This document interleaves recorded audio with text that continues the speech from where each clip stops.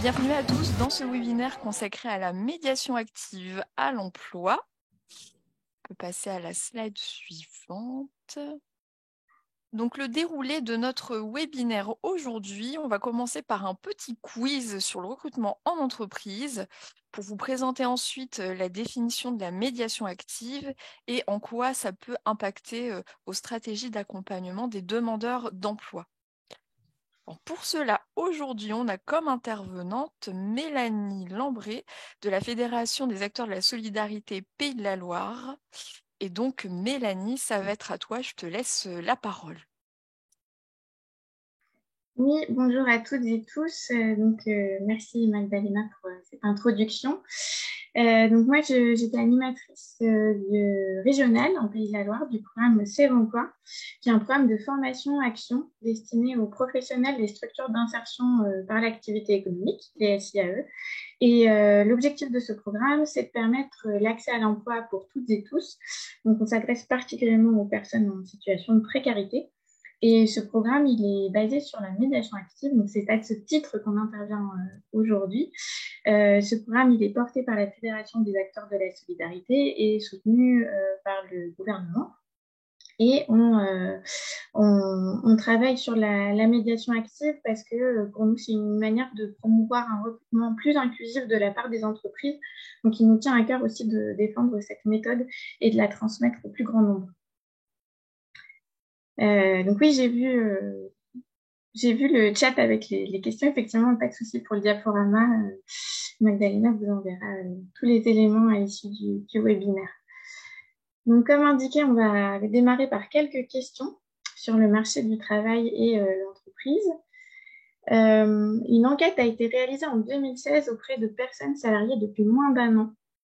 À la question « Comment avez-vous trouvé l'emploi que vous occupez actuellement ?» Quelle est, à votre avis, la réponse qui se classe en premier? Je vous laisse réfléchir. Alors du coup, je vais lancer le premier sondage pour que vous puissiez y répondre.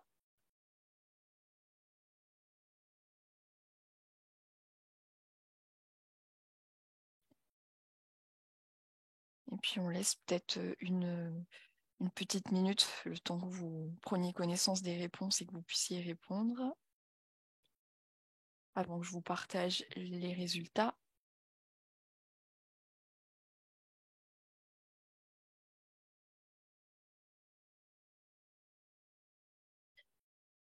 Ça a l'air de plus trop bouger, donc je vais vous partager, hop, les résultats. Donc, pour la plupart d'entre vous, ce serait via des relations personnelles ou professionnelles. Et en deuxième, démarche personnelle auprès de l'employeur ou candidature spontanée. Donc, on va voir ça tout de suite. Mélanie. Oui. Et donc, hop.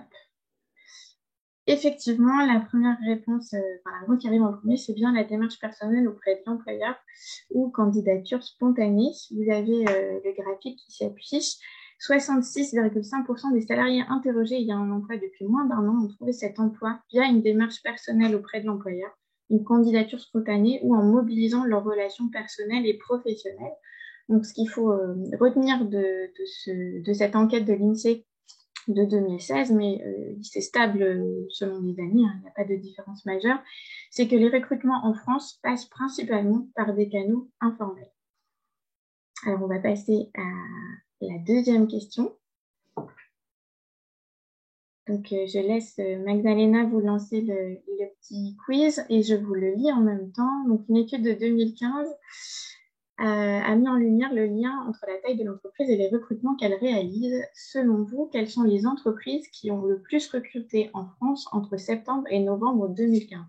Vous excuserez que la plupart des données de ce webinaire soient datées de 2015-2016. Vous savez que les analyses statistiques, elles se font sur les années précédentes et donc on n'a pas forcément de données plus récentes que ça à vous proposer, mais en général, elles sont stables d'une année sur l'autre, comme je le disais, donc il n'y a pas de fortes variations.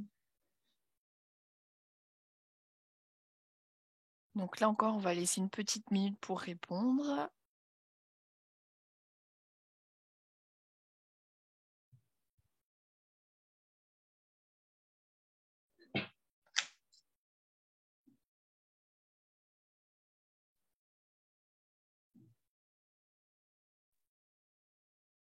Encore quelques secondes. Je pense que tout le monde a répondu. Donc, je mets fin au sondage et je vous partage les résultats. Donc, pour la plupart d'entre vous, ce sont les entreprises de 10 à 49 salariés. Et je vous laisse voir la réponse avec Mélanie. J'aurais réussi à vous piéger au moins une fois dans ce quiz. Effectivement, la bonne réponse, c'est les entreprises de 1 à 9 salariés. Alors bon, on a un petit prisme qui nous déforme un peu la réalité. Vous n'êtes cependant pas tombé dans le piège de parler des très grandes entreprises, parce que même si c'est celles dont on parle le plus dans les médias, et puis celles dans notre environnement qui sont le plus visibles, c'est pas elles du tout qui recrutent le plus. Vous avez ici un schéma qui vient de la DARES, l'enquête offerte de 2016 qui est beaucoup citée par les économistes sur le recrutement.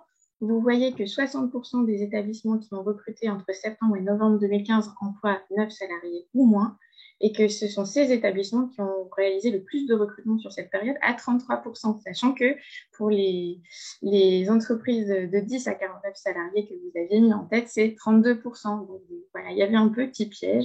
En tout cas, vous avez bien identifié que ce ne sont pas les plus grosses entreprises, contrairement à ce qu'on pourrait penser, qui recrutent le plus en France.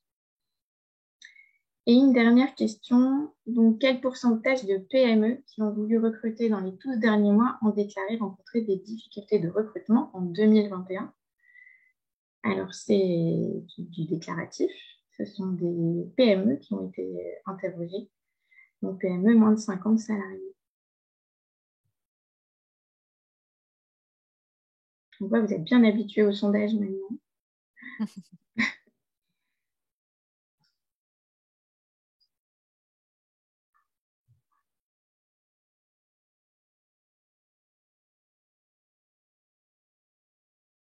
Encore 5 secondes.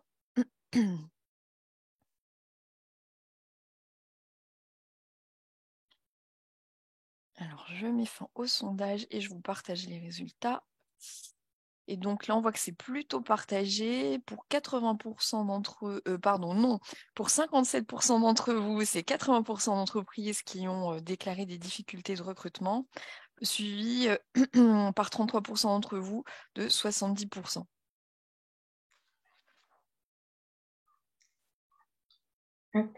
Alors, si on regarde la bonne réponse, on est à 80%. Pour être plus exact, c'est 79%.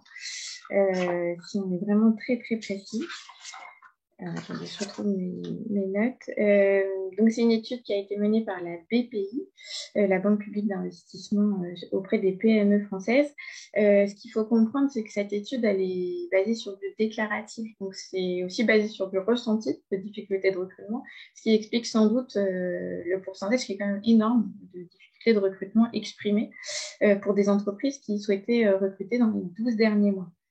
Donc, le recrutement, il est principalement considéré par ces entreprises comme complexe et difficile, ce qui en fait quand même un enjeu important pour elles.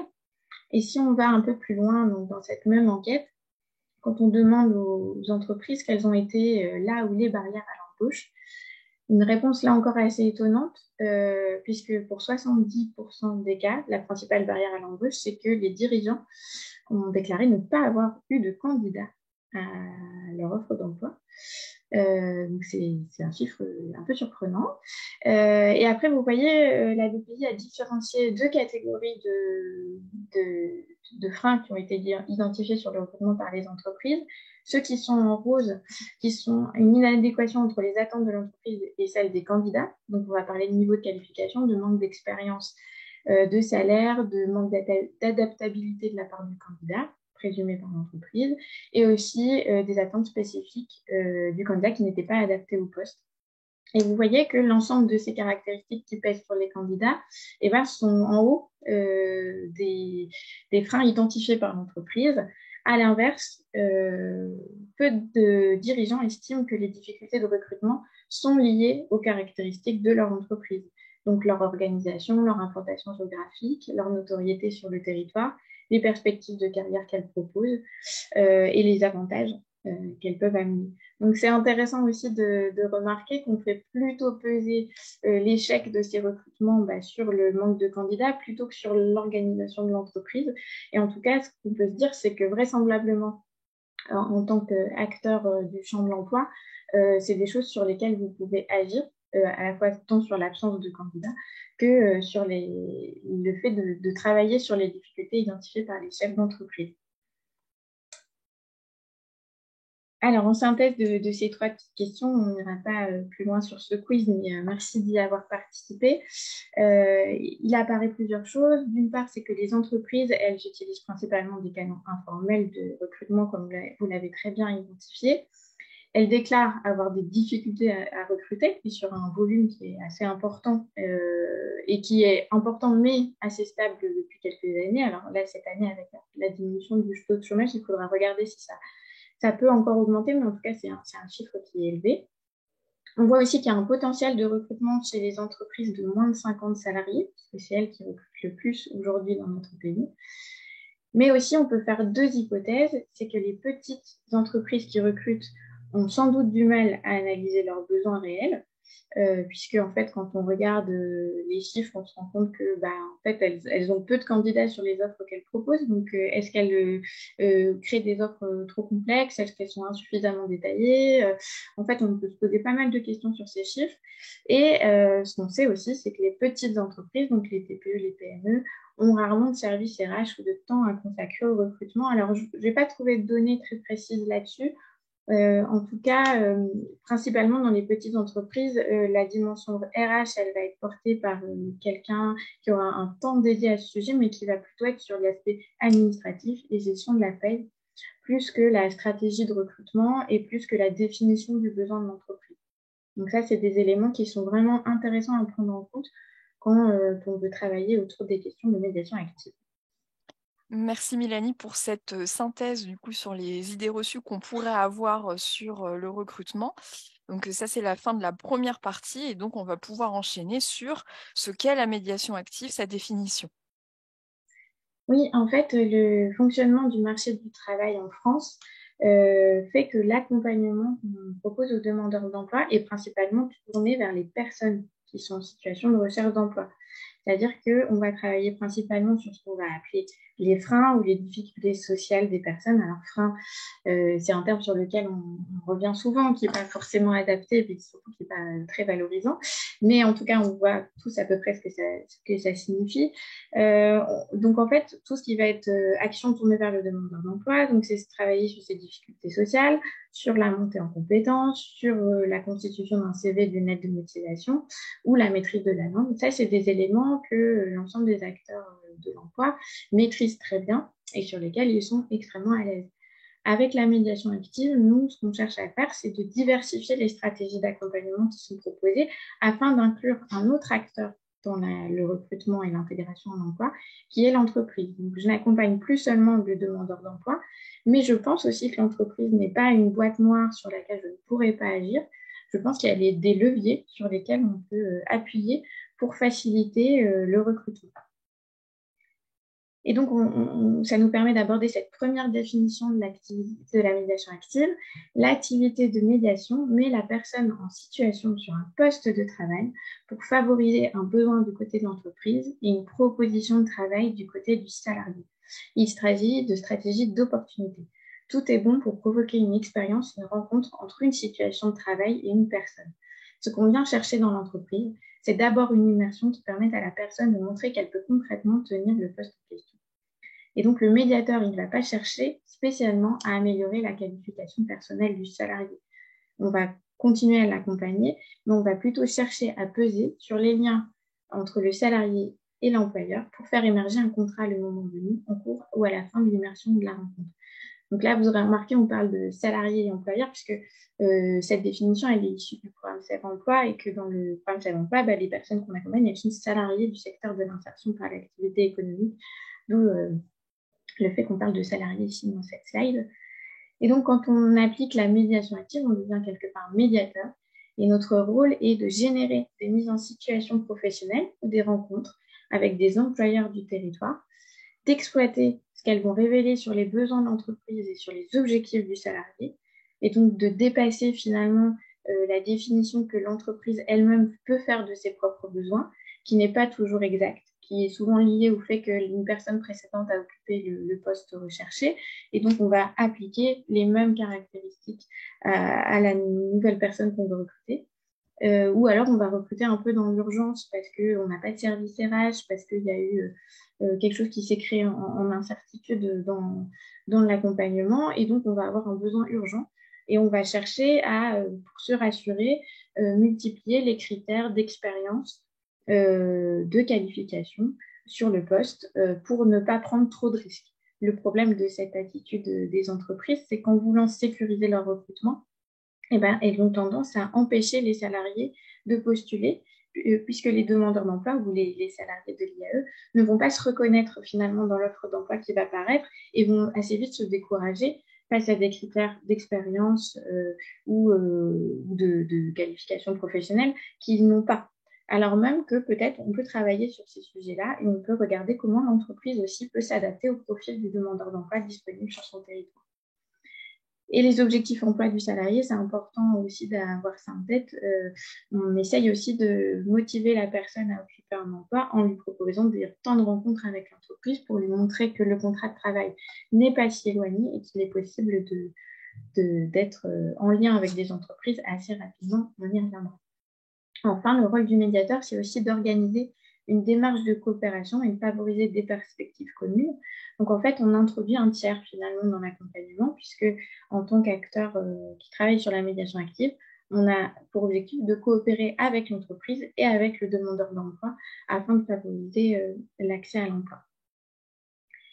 On peut résumer cette approche sur la médiation active avec ce schéma, qui est un schéma issu de la DGEFP, donc le ministère du Travail, qui met en perspective, alors bien sûr de façon un petit peu schématique, hein, puisque c'est l'objectif, mais qui nous montre en fait comment la médiation active permet de passer d'une approche qui est centrée principalement sur la personne, qui est la première image que vous voyez, à une stratégie basée sur des opportunités d'emploi.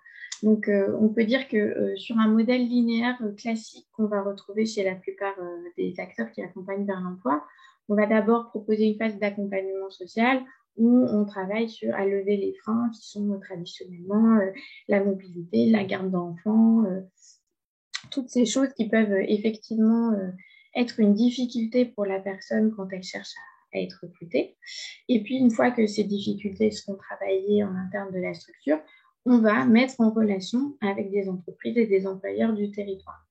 Donc ça serait une logique linéaire dans le sens où on aurait d'abord un travail sur l'accompagnement, puis après un travail sur l'entreprise. Nous, ce qu'on apporte avec la médiation active, ce qui est la base de cette réflexion, c'est qu'en fait, la motivation de la personne et la valorisation de ses compétences passe surtout par la mise en situation professionnelle. Et donc, c'est en multipliant les mises en situation chez des employeurs potentiels du territoire qu'on va pouvoir affiner à la fois le projet de la personne et donc susciter la proposition d'emploi de sa part, mais aussi on va travailler avec l'entreprise sur son besoin réel et non pas le besoin qu'elle a identifié lors d'un besoin de recrutement urgent ou sur un poste de travail où elle n'aura pas eu le temps vraiment d'identifier son besoin et comme je présentais tout à l'heure, où elle va avoir tendance à un peu surévaluer les attendus en termes de qualification et d'expérience ou de savoir-faire ou de savoir. Donc, en fait, ce travail, il montre vraiment la dimension de coopération, puisque là, on est vraiment avec trois acteurs qui travaillent ensemble. Donc, à la fois le demandeur d'emploi, la structure qui accompagne vers l'emploi et l'entreprise. Donc, c'est là où on parle de médiation, c'est qu'on on est médiateur entre ces deux acteurs pour faciliter l'accès à l'emploi.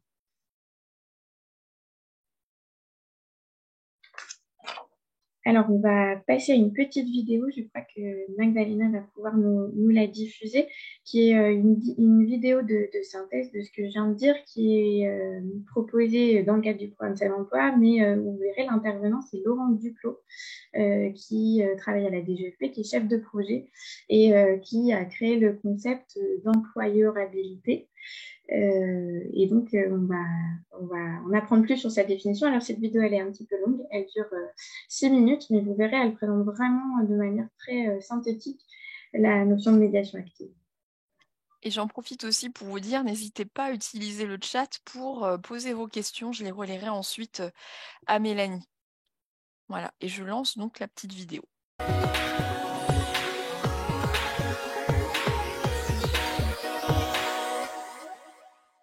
Si les personnes ne trouvent pas d'emploi, c'est qu'elles n'ont pas envie ? Alors, si elles ne trouvent pas d'emploi, l'idée qu'elles n'en trouvent pas sous-entend qu'elles en cherchent. Et donc, si elles en cherchent, c'est plutôt une question de volonté qu'une question d'envie. Hein. Ou alors, il faudrait leur faire écouter, je sais pas, une chanson de Johnny Hallyday pour qu'elles aient envie d'en avoir envie. Alors, le mot-clé, c'est chercher. Et donc, le service public de l'emploi présuppose toujours que les gens ne savent pas chercher d'emploi. Bon, il faut changer de mot-clé.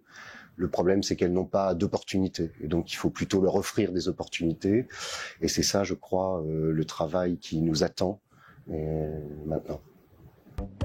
Faut-il répondre à des offres d'emploi pour trouver du travail ?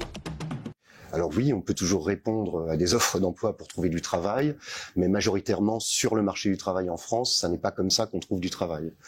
On trouve du travail parce qu'on fait des candidatures spontanées, c'est le canal le plus important, ou parce qu'on se présente aussi à la porte de l'entreprise, ou parce qu'on est réembauché, c'est-à-dire qu'on connaît déjà l'employeur. Et puis pour ceux qui n'en trouvent pas du tout, eh bien il faut que un opérateur, un intermédiaire ou un médiateur plutôt intervienne pour les aider à franchir le seuil de la relation d'emploi. Le CV et la lettre de motivation, on en parle ?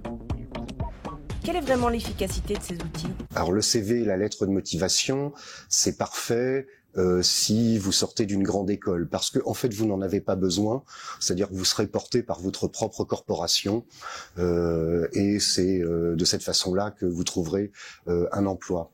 Le CV et la lettre de motivation, pour les gens qui sont mal signalés sur le marché du travail, ça sert pas à grand-chose. C'est-à-dire que l'effet de sélectivité très fort va opérer et la cérémonie sociale de l'entretien d'embauche, finalement, ces personnes n'y accéderont pas. Peut-on dire de l'entreprise qu'elle est une experte en recrutement ? Alors l'entreprise, elle recrute. Alors comme on dit souvent, ce sont les entreprises qui créent des emplois. Non, l'entreprise, la qualité d'entrepreneur ne dit rien sur la qualité d'employeur et la capacité à exercer cette fonction, et notamment sur le segment du recrutement. C'est pour ça d'ailleurs qu'un certain nombre d'intermédiaires sur le marché du travail, publics ou privés, aident les entreprises à maîtriser cette procédure ou ce processus. Mais quand on sait entreprendre, on s'est employé, non ? Alors non, on peut savoir entreprendre, mais être très mal à l'aise, précisément sur l'exercice de cette fonction d'employeur. C'est ce que j'appelle moi l'employeurabilité. Ça ne va pas avec. Et d'ailleurs, on voit bien que un certain nombre d'entreprises ont des stratégies d'externalisation, c'est-à-dire qu'elles veulent bien mobiliser du travail, mais elles ne se sentent pas à assumer la responsabilité sociale sur le travail qu'elles mobilisent. Recourir à des CDD de façon permanente, je crois que c'est tout à fait dans le débat public. Le fait que les CDD très courts et aussi explosé dans l'économie, signale ça, c'est-à-dire que les entreprises, reportent le risque de l'emploi et le risque d'employer sur leurs salariés eux-mêmes. Mais c'est quoi être employeur alors ? Ça se résume à verser le salaire à la fin du mois ? Alors, c'est une dimension importante, la fiche de paye, mais il se trouve que produire une fiche de paye, c'est une prestation qui très souvent est externalisée, a fortiori dans les petites entreprises. Non, être employeur, c'est en termes d'employeurabilité, c'est une compétence en fait, une compétence à répondre à toutes les responsabilités, toutes les obligations qui s'attachent à l'exercice de cette fonction. Et il y a des choses très difficiles à maîtriser, quoi. C'est-à-dire que comment j'exerce ma fonction d'employeur en matière de formation et de développement des compétences, en matière de recrutement, en matière d'organisation du travail, etc. Ça ne s'improvise pas en fait. Faut-il parler inclusion avec les entreprises ? On peut parler inclusion avec les entreprises. Après, les entreprises sont le nez dans le guidon, je dirais. C'est pas un objet qui leur parle nécessairement. Il faut leur parler besoins, il faut leur parler compétences. Et quand on arrive à rentrer dans les entreprises pour discuter précisément de problèmes d'embauche ou de recrutement, le mieux auprès d'elles, c'est de parler compétences, parler exigences qui s'attachent à la tenue d'un poste, c'est de parler construction du contrat de travail. Voilà, ça leur parle.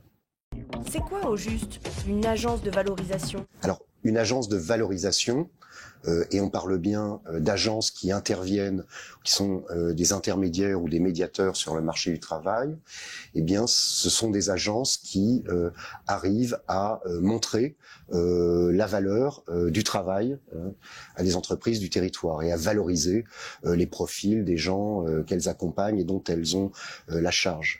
Alors pourquoi il faut valoriser ? Parce que très souvent, pour les personnes qui sont réputées éloignées du marché du travail, qui n'ont pas grand-chose à inscrire sur leur curriculum vitae, elles ont des qualités qui sont des qualités qu'on dit non observables ou qui sont pas visibles. Et l'agence de valorisation, elle est là pour donner de la valeur à ce qui semble ne pas en avoir.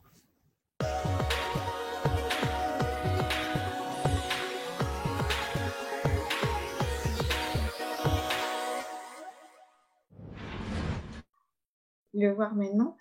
Donc, vous avez vu la vidéo de Laurent Duclos, elle reprend et synthétise un peu ce qu'on a dit depuis le début de ce webinaire.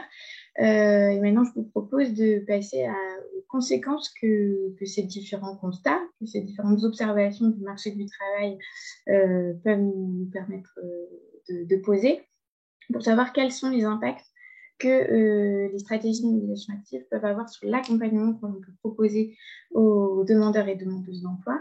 Donc là, c'est la dernière partie de ce webinaire et puis on vous proposera à la fois une vidéo de témoignage à nouveau et puis un échange de questions-réponses à la fin si vous avez des questions.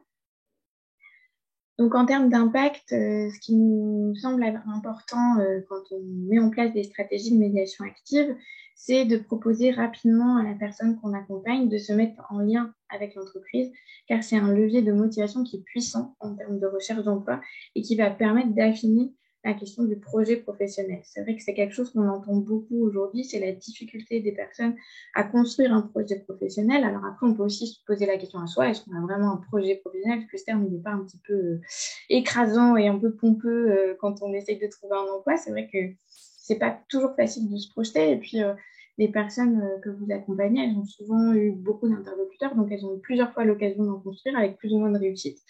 Et donc, voilà, pour affiner en fait ce qu'elles veulent faire, il n'y a rien de mieux que la mise en situation en entreprise. Ça va mettre en valeur les compétences et permettre de travailler sur les points de développement qui seront repérés. Et le fait de mettre en lien rapidement, ça évite aussi, alors là je parle peut-être plus de l'insertion par l'activité économique, mais ça va éviter des phénomènes finalement où la personne va s'installer dans la structure, elle est déjà en contrat de travail dans la SIE, donc elle va s'y trouver plutôt bien, puisqu'on est sur un cadre bienveillant et adapté, et elle va vouloir finalement profiter de ce poste-là, de la bienveillance qu'on lui accorde, du fait qu'elle est dans un schéma de production qui est intéressant. Alors, c'est bien sûr intéressant pour elle et pour la SIAE, mais disons que ça va provoquer autre chose, c'est que finalement, les parcours en insertion par l'activité économique ils sont limités au maximum à 2 ans, mais qu'on souhaite surtout que la personne elle retrouve un emploi et un emploi durable. Donc, qu'elle s'installe finalement dans la SIAE, c'est vraiment pas souhaitable et ça va être compliqué après pour travailler son projet ou ses souhaits professionnels.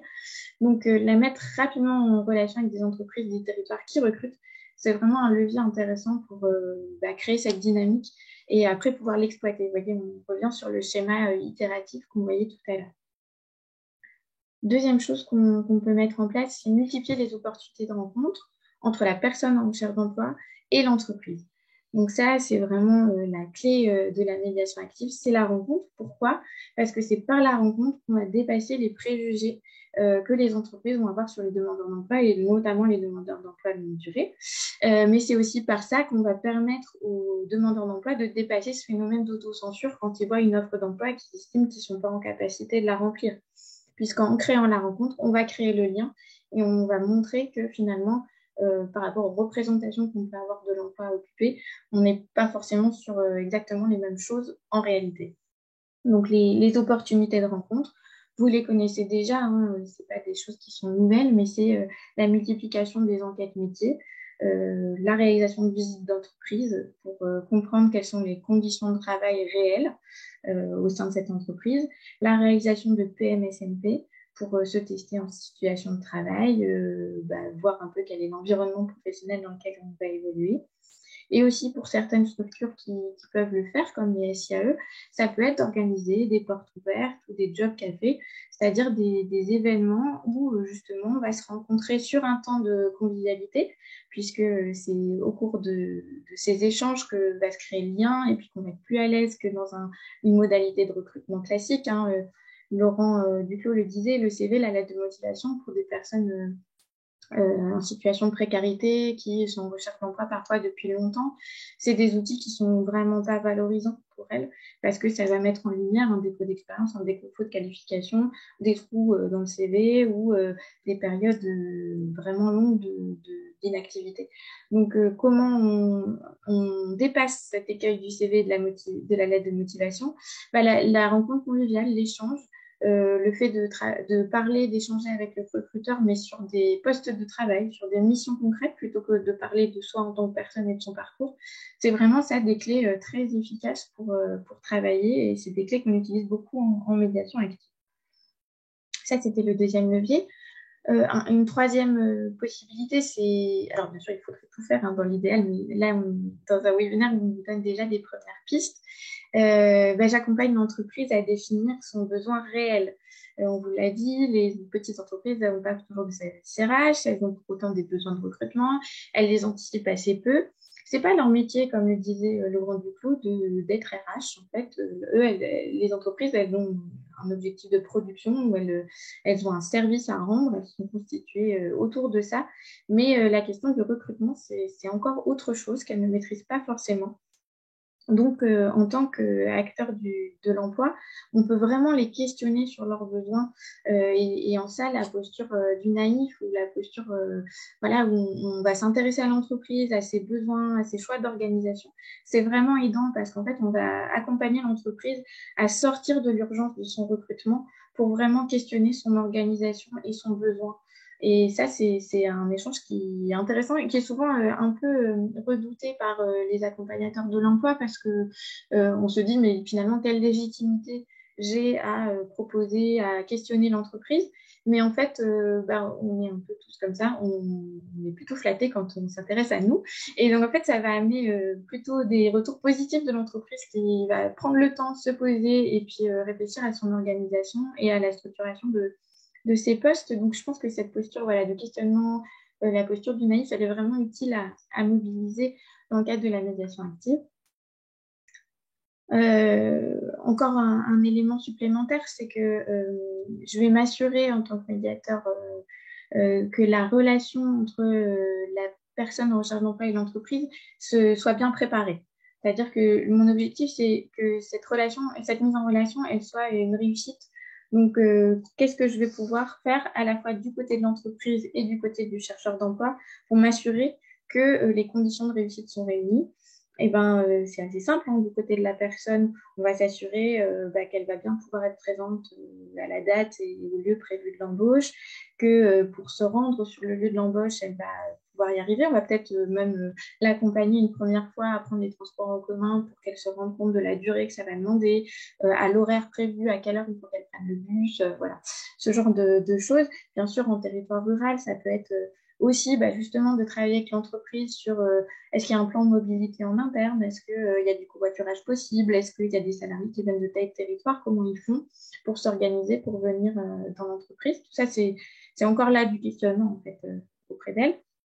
Auprès de la personne, on va aussi essayer d'avoir en amont une fiche de poste ou une description des missions attendues pour la personne ne soit pas prise par surprise ou en défaut de ce qu'on attend d'elle, pour qu'elle puisse avoir une vision assez claire du poste qu'elle va occuper. Et on va regarder aussi, plus d'un point de vue là plus personnel, est-ce qu'elle rencontre des difficultés à s'organiser pour être présente dans l'entreprise à la date prévue de l'embauche. Et du côté de l'entreprise, on va faire exactement la même chose. On va questionner les conditions d'accueil, savoir si l'entreprise a prévu qu'un tuteur soit présent en proximité de la personne pour les premières journées où elle va être dans l'entreprise, pour qu'elle puisse répondre à ces questions. On va questionner aussi les équipements de sécurité. Est-ce que c'est à la personne de les prévoir? Est-ce que c'est l'entreprise qui les propose? Si l'entreprise les propose, est-ce qu'ils seront prêts au premier jour? Quel est l'équipement qui est attendu? On va demander aussi parfois, est-ce que l'entreprise elle a un plan de ses locaux, si c'est des bâtiments qui sont un peu grands ou c'est pas facile de se repérer. Enfin, on peut aller assez loin dans ces questions. Et puis, pointer comme élément de vigilance aussi que la montée en compétences, elle est forcément progressive et qu'on ne peut pas attendre dès la première journée d'un nouveau salarié qu'il ait tout en tête, tout acquis et qui puisse intégrer l'ensemble des éléments qui vont constituer son poste à l'avenir, que forcément c'est une démarche qui doit se structurer dans le temps. Et puis peut-être aussi questionner sur le plan de formation de l'entreprise et est-ce qu'il peut y avoir des formations mises en place pour faciliter justement ce lien avec l'entreprise. Une dernière action possible, ou en tout cas ce qu'on peut faire une fois qu'on est dans ce rôle de médiation, c'est mettre en place de l'accompagnement dans l'emploi. Une fois que la personne est embauchée, une fois que cette phase d'accueil a pris fin, c'est-à-dire comment on organise le suivi. Est-ce qu'on s'assure que passer les 2 ou 3 premiers jours, la relation continue à bien se créer en interne, qu'il n'y a pas de tension avec l'équipe, avec le tuteur, avec le chef d'entreprise. Là encore, il faut distinguer la notion du tuteur de la notion du chef d'entreprise. Si vous aviez créé le lien avec le chef d'entreprise, ce n'est pas lui qui sera au contact du salarié au quotidien. Donc, il faut vraiment avoir un relais sur l'opérationnel pour s'assurer que tout va bien se passer. Il faut vraiment valoriser aussi ce qui est fait par le salarié parce qu'on a tendance, et c'est une approche qu'on a tous, mais à voir plutôt ce qui n'est pas fait par un nouveau salarié ou ce qui n'est pas encore accessible à ce nouveau salarié parce qu'il n'a pas encore les compétences. Mais il faut aussi contrebalancer cette vision-là grâce au médiateur qui va pouvoir poser aussi tout ce que la personne elle a réussi déjà à mettre en place et à réaliser comme mission dans l'entreprise. Et puis, travailler ensemble les plans de développement, peut-être sur des réunions tripartites entre le médiateur, le demandeur d'emploi, l'entreprise, enfin le demandeur d'emploi qui a dans l'exemple en question, il est devenu salarié de l'entreprise, mais créer des temps d'échange pour se poser, pour échanger et pour dénouer d'éventuelles questions, difficultés qui sont repérées. Alors, bien sûr, il ne faut pas en imaginer 10 parce que ce serait beaucoup trop stressant pour le nouveau salarié, mais à chaque fois valoriser et l'entreprise parce qu'elle a fait un effort de recrutement, parce qu'elle accompagne dans l'emploi, parce qu'elle fait l'effort d'être présente sur ce point tripartite, et puis valoriser la personne sur ses nouvelles connaissances acquises et axer sur 1 ou 2 points de développement qui pourraient être importants pour que la personne s'intègre davantage au sein de l'entreprise et sur l'emploi sur lequel elle est positionnée. Voilà, donc sur ce qu'on peut dire sur des exemples d'actions qu'on peut mettre en place pour entrer dans une logique de médiation active en tant qu'acteur de l'emploi. Donc, n'hésitez pas, après cette présentation de ces 5 points structurants, à poser des questions, peut-être aussi partager via le chat votre expérience sur l'un ou plusieurs de ces points. Mélanie, on a une question qui est, alors la fédération SIAE Pays de la Loire, donc certainement la Fédération des acteurs de la solidarité, développe-t-elle le réseau demain? Alors, nous, on développe, la Fédération des acteurs de la solidarité en Pays de la Loire et au niveau national porte le programme Save Emploi, dont je vous ai parlé rapidement, qui vise à former les professionnels de l'insertion par l'activité économique, à améliorer les sorties en emploi durable en mobilisant la médiation active. Donc, en fait, finalement, en prospectant des entreprises du territoire, en constituant un réseau d'employeurs, en mettant en relation les personnes qu'elles accompagnent rapidement avec les entreprises du territoire pour créer des liens et déclencher des opportunités d'emploi. Donc ça, c'est le programme C'est l'emploi. Et je vois que Amandine Bourdet de la Fédération des entreprises d'insertion le précise. Le programme Demain, c'est un autre programme qui est porté par la Fédération des entreprises d'insertion. Et alors, je ne sais pas s'il est aujourd'hui disponible en Pays de la Loire, mais c'est un programme aussi qui vise à mutualiser des chargés de développement, enfin, des chargés de relations entreprises entre structures d'insertion par l'activité économique pour faire le lien avec les entreprises. Voilà, on est sur une approche un peu cousine du programme Sève Emploi, mais qui n'est pas porté par les mêmes acteurs. Y a-t-il d'autres questions?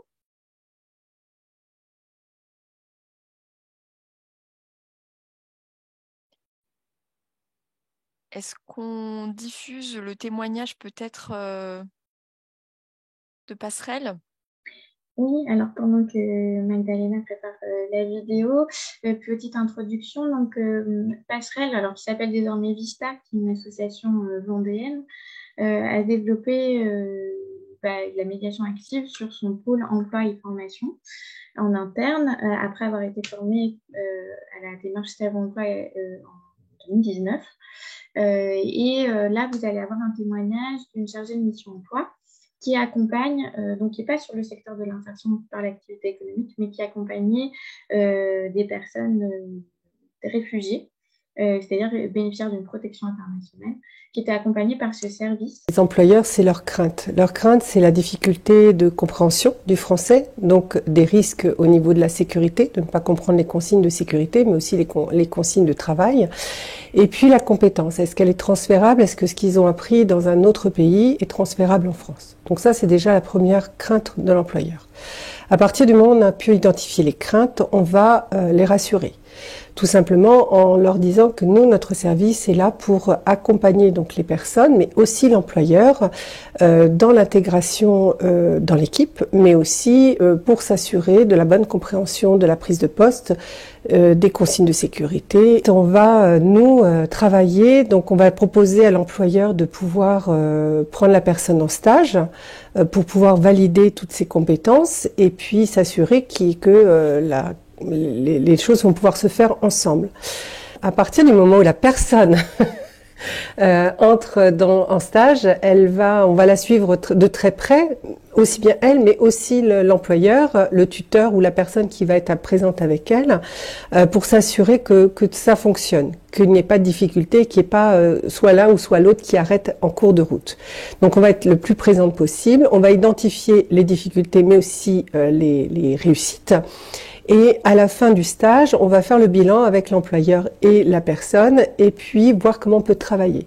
Donc à partir de là, on va leur proposer, s'il y a des difficultés en français, c'est tout simplement du français à visée professionnelle, dire nous on va intervenir sur les lieux de travail avec les fiches de poste et ainsi de suite. Et puis aussi, on va travailler avec le tuteur pour voir ce qu'on peut mettre en place pour une meilleure intégration dans l'équipe ou des choses comme ça.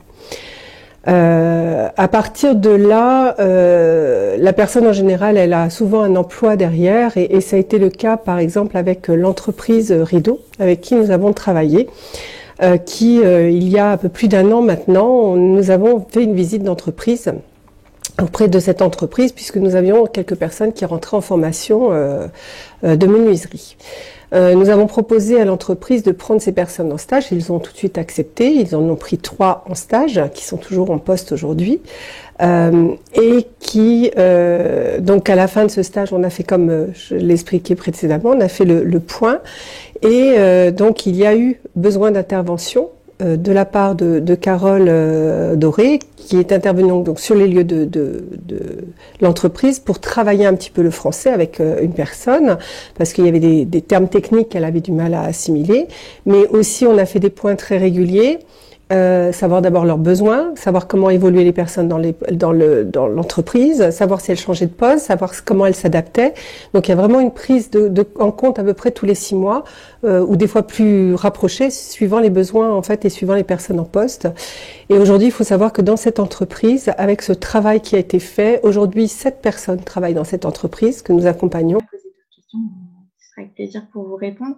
On va également vous diffuser la vidéo d'un témoignage qui est le chantier Vers Avenir, qui se situe en Mayenne, qui a organisé il y a quelque temps un événement pour faire se rencontrer demandeurs d'emploi et entreprises sur le territoire de la Mayenne.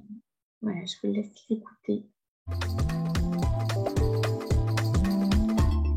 Nous sommes le chantier Vers Avenir, on est porté par la collectivité de la communauté de communes des Coévrons et du coup on a organisé un événement en association avec le service économie des Coévrons et on a décidé de l'appeler Vers l'avenir de vos recrutements. Pourquoi vers l'avenir de vos recrutements on souhaitait en fait surtout, on va dire aussi que c'était il y a longtemps qu'on avait dit à la DRETS qu'on ferait une porte ouverte. Et je trouvais que faire une porte ouverte, ça n'allait pas forcément attirer nos partenaires économiques. Je voulais surtout attirer moi des chefs d'entreprise, partenaires ou non quelque part. On a décidé de les inviter mais dans un but précis, c'est-à-dire de leur proposer des solutions de recrutement. On a pensé que ça allait beaucoup plus les attirer que de venir juste boire un coup comme ça pour voilà, nous dire que oui, bah, tout ce que vous faites c'est bien, mais derrière, en fait, qu'est-ce qui se passe quoi. Du coup, on a en profité pour élargir cette invitation à de nouveaux partenaires, notamment grâce au service économie, puisque eux, en fait, ils avaient le contact, par exemple, du club des entrepreneurs et de toutes les grandes entreprises du secteur. En plus, il nous a paru important d'associer à cet événement un nouveau chantier de transition professionnelle qui venait juste de s'installer sur la grande ville à côté, qui s'appelle le Grenier d'éthique, et afin que on partage notre réseau, mais eux aussi qui partagent notre réseau avec nous, et puis comme ça, quelque part, plus on est de chantier d'insertion, plus on a de profils à proposer aux futurs employeurs.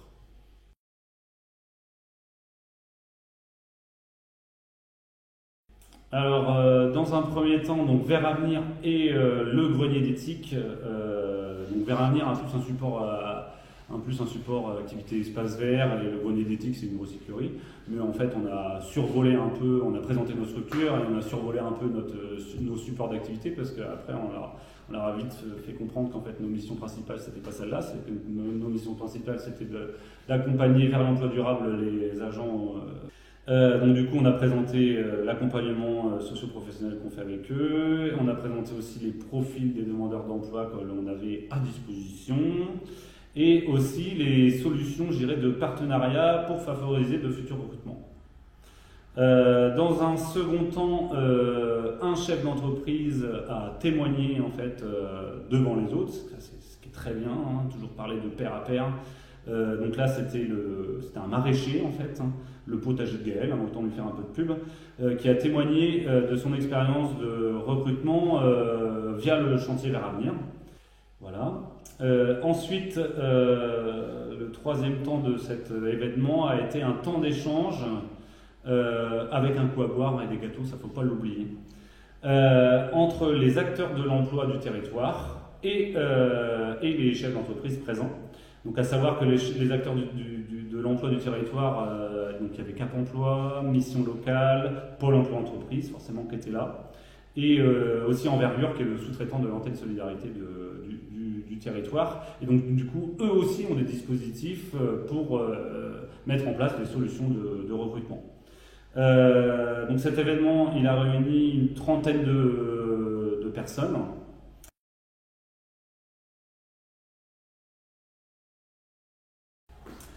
La présentation des deux chantiers en association fut un véritable gain en termes d'image et en termes d'amélioration d'image, notamment de l'insertion, même si c'est un mot que j'aime pas beaucoup. Les témoignages surtout du chef d'entreprise a été fortement apprécié, notamment par les élus, parce qu'il ne faut pas oublier que les élus ce sont aussi des employeurs, ou des futurs recruteurs en tout cas. Ça a en tout cas crédibilisé notre action. Ça c'est clair.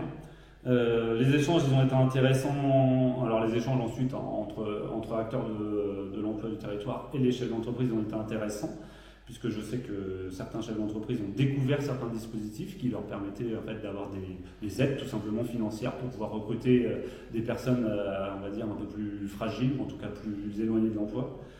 on va dire que cet événement a été une bonne action, en tout cas pour marquer le coup et nous faire reconnaître sur le territoire, parler de nous tout simplement. Et il nous conforte aussi dans notre stratégie quand même principale qui est pour acquérir de nouveaux partenaires, il faut pousser les portes des entreprises. Eh bien, ça a débouché surtout sur des prises de contact de nouveaux partenaires et sur notamment une immersion en fait dans une des entreprises qui était prévue.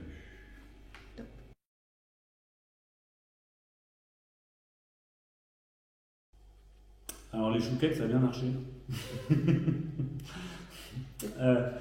Non, bah c'est ça ce que je disais. Je pense que pour les faire venir, en fait, un carton d'invitation, ça suffit pas à envoyer. Ça, c'est certain. Il faut en tout cas leur parler de vive voix et les inviter de vive voix.